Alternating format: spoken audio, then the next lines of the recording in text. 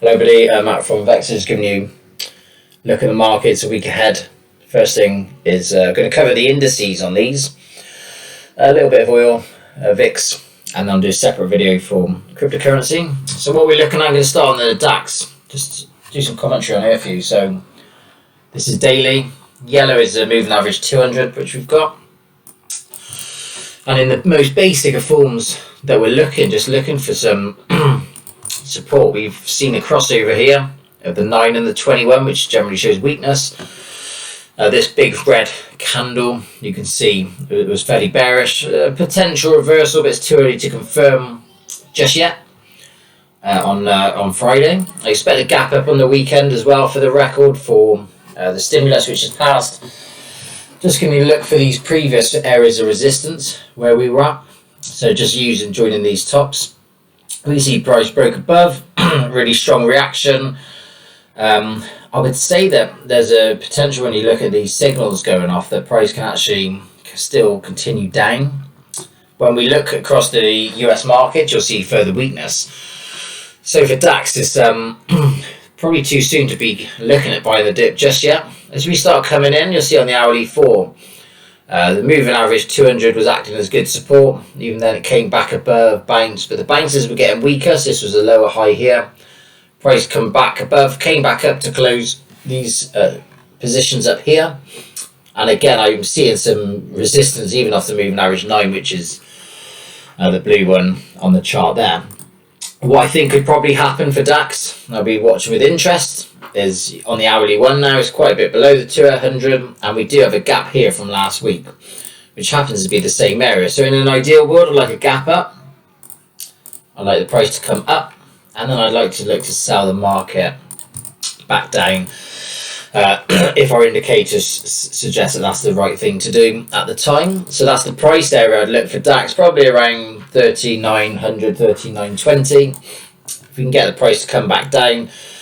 There is this really big gap, I think, here. I'm just going to show you this as a target, which is obviously a big sell. Price came up, you'd expect to sell down off the moving average, and it didn't. So I'm really looking for price on DAX to come down, which is going to be probably another 10% or so if it goes up to there. So that's what I'm looking for on DAX. I want to see it come up and then back down. If I go back to that area as well, on the daily, you'll see that if it comes there, we might get a reaction around the moving average. So by the time moving average comes up, it might be testing that trend line. Price come back above, but I really do feel price needs to come there. There's a question mark this area and even this area eventually, potentially there. So that's what I'm looking at on a big daily time frame. Like I say, for immediate short-term setup, chart setup, we've got, I'll put that on a minute 30, we'll say minute 15. This could easily be a potential bull flag breakout, but it could just be correcting the move down. Got a nice pull there. We've got the flag. If I clone that, let me clone that. This will show you potentially higher. Let's just check that actually, see if there's any other potential areas slightly above.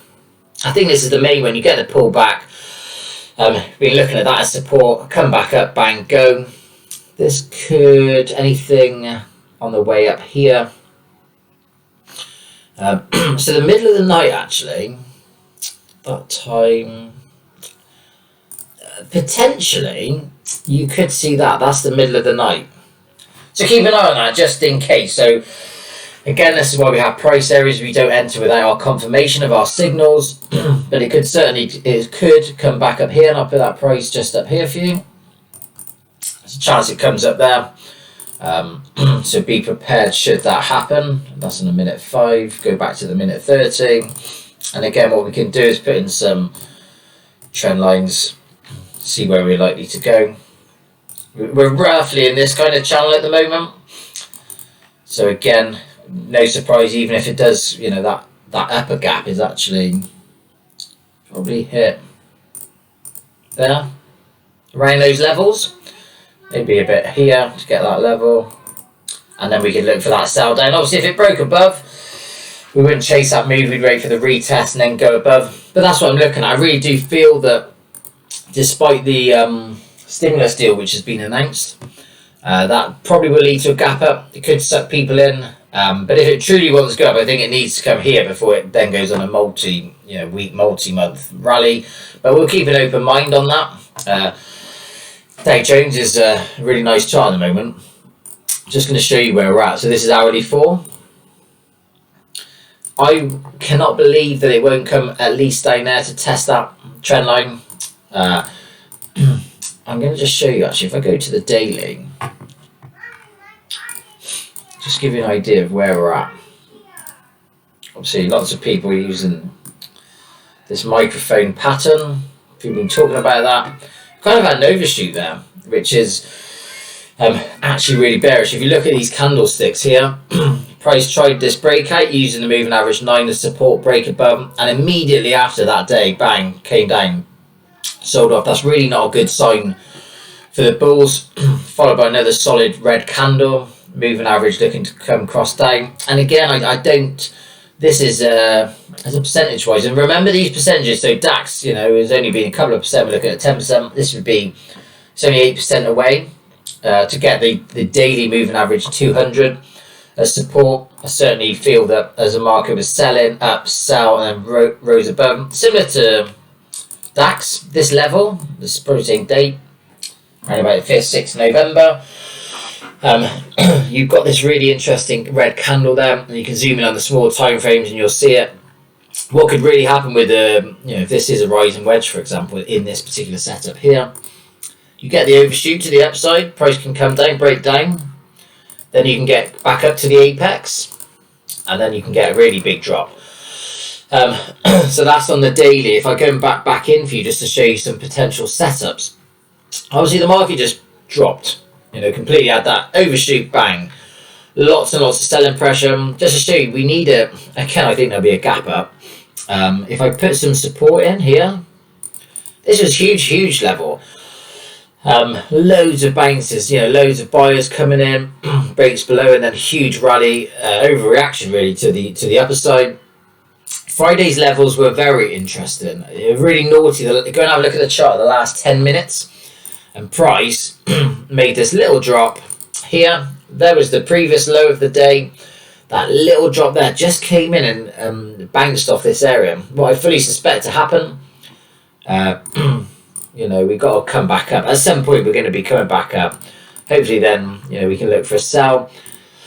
There were gaps, lots of gaps, lots of places of interest. Like up here, 25th of Feb, after market opened, that green candle, obviously market gap up. If you miss that move, you're looking to buy in, you can buy in here, comes up, think happy days, and then the market just falls away. So at some point, I really do feel that level is key also. So I won't be blindly shorting these areas. I'll be waiting. I'll expect price will probably be up, down, up, down, up, down. Hopefully then it breaks above. If it comes back up there, then I will be looking to sell the move back down. Again, I'm not interested in really longs at the moment. I don't really feel we've got some solid support. I don't feel we've got divergence. Hourly forward isn't really any. It's not really gone into what people refer to as oversold.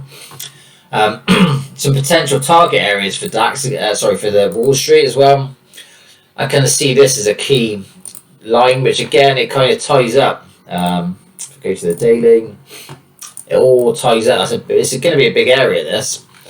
I've used the previous all-time high. I've literally cut across, and this candle, I think this is valid to use the tops rather than the wicks, because the second candle cancels it out, comes back up, rejects. So we've got 1, 2, 3 points, comes back above. This uses it as support for the run up. So again, around these levels, 28,500, which is 2,000 below, are going to be really interesting. Hence, again, where are you in the market? Do you want to be going long up here? I'm not really too interested in going long at these levels. I want to get at least some support. I want to see some candle chart formations come in to show some support. I want to see some divergence with the awesome oscillator with RSI to give me confidence that a reversal is impending. The reason I say about those percentages, that would only be, well, actually right from the top, that'd be 11%. If I show you NASDAQ, which has been leading the way, I've got this trend line which has been support, and as soon as it broke, warning signs. Tesla story, I think, has been down about 30%. NASDAQ, which has been leading the market, is already down 9% from the high. So 10% is halfway there to what would technically be called a bear market. Really significant, either a huge rally from March 20, big support, failed. Came, retest, and then we would expect a drop. Again, this has got room to go up before it goes down. Moving average 200, is here. This whole area is a key area because when price came up, sold back down, came up, sold this big red candle there, and bang, up it goes. There's probably some stuff, some positions, some mess in here that it wants to go. Obviously, this was a big area of support where it's used it as a base to then go up. If you look on the daily here, we're quite far actually from moving average 9. So again, you would expect up before down. If it comes back up here, and I'll zoom in for you, you'll see you would expect the moving averages to be hitting the trend line at the same time. So that's double resistance. Then you would expect the next leg down. Obviously, we haven't even looked at any Fibonacci's for now. If I go back into hourly 1, just have a look at where we go. So what can we see? Friday's low, we had strong move up, come back down. That move down, actually, the last candle is finding support. Looks like it wants to again have a rally up. I don't know, we'll call it a rally, bounce at least. So kind of these levels, if I have a look at some key levels, I probably start thinking, well, is that, so that was before market. Where could so here again, okay, this area actually, so I'll put some price targets on. It could be a really good area where there's positions and they want to get there. Price comes up, bang down. So let's keep an eye on that area. So again, NASDAQ saying the similar story, leading the market, but it looks like it may well, despite wanting to go down further, may well go up before it does so. The VIX, so volatility index, if I have a look at that, you will see it keeps getting hit back down. But what's potentially significant and what we want to be looking at this time is this level, this moving average 200, which is yellow. Okay, it's broken above, but then comes straight back, broken above, straight back. If it can find some support above the moving average 200, then what we're probably going to get is a move here, which was, big resistance last time. That was on the June 20. If it obviously breaks above here, then we're probably coming back to these levels, these next levels. And that would be very significant if it does that. You can see we've kind of got forming a nice level of support right here. So the case is this a W formation? It's a little bit messy, I'd say, to be that, but nonetheless, we keep it open because that would take us to our targets. If I do use a Fibonacci on there, throw that in, you can see the 261s all the way up there, which is these. You can see at this date, back in March, lots of wicks, lots of levels of interest there that we'd be looking for. So again, if it can find support above the moving average 200, that is likely to give us more weakness in the market, and then you would expect markets to sell in line with that. So would not surprise me across the markets, all markets, we get a gap up, maybe a strong Monday. If you get a strong Monday and Tuesday, then think of the candle. If you then get it goes up and then towards the end of the week sellers come back in and sell the market down, you're going to have one of those lovely wicks. So just show you how important the candles are. Last week was a monthly close. If I clear all this off, you see that candle. So in an ideal world for it to be bearish and obviously come back down here, you would have something like that as a candle. So in order for you to get that candle, price has to go up before it comes back down. So that's what we'd be looking for to take us down now. So yeah, keep an eye on the VIX as well. I just want to show you our chart, which we've been following the whole time and sharing. This is the weekly trend line going back to 2008. Had that as a question mark, what would happen? Now what you'll see is price is broken above, very, very slightly, but then come back down. So keep an eye. If I go into daily, it'll make it a little bit clearer. that candle there. So it's trying, big strong green candle. Then you get some that candlestick here just says, uncertainty. It doesn't know, whether it wants to go higher, but then immediately the next day's candle is red and brings it back down. That has been supporting the Dow Jones, that has been supporting the energy sector, and that's how prices to rise. If the oil price drops, which I would say after a huge rise, which is, to get us here, I mean, that is, so I don't think that's necessarily right. I think that might be a glitch on trading view. I think it did definitely come down, even if you called it from 90, I think it did drop down, to be fair. I mean, look at that, a 500% increase. 1, 2, 3 move, you would expect it's come back down. This area has always found resistance before. I just put that across. It was trying to be support, break down, sell that down, come back, and then a huge sell. So you can definitely see this also coming back down. And if it does, then that will of course bring energy sector down and bring the markets down. So for this week, I would expect potentially maybe a small gap up, maybe some strength early in the week. It wouldn't let that sucker you in until we get some confirmation. I don't think the move down is finished, actually. I think the next week we might see some new lows come in. If we do get some new lows, I will be looking for signals to then buy and go long, but I won't be getting suckered into the first move up. Even if I miss the first move and a potential bottom, I would wait for the pullback. It'd be a lot safer to then get entry at the bottom of wave 2 back on the pullback, 61.8 to 90 on the retrace, and then look to go higher across all markets. But I really don't think the lows are in just yet, because I don't see the indicator suggesting that. The stimulus will be positive in the markets, but that could also be employed, get people to buy early, and then drop it, get them out of the market, and then they buy lower. So just pay attention this week.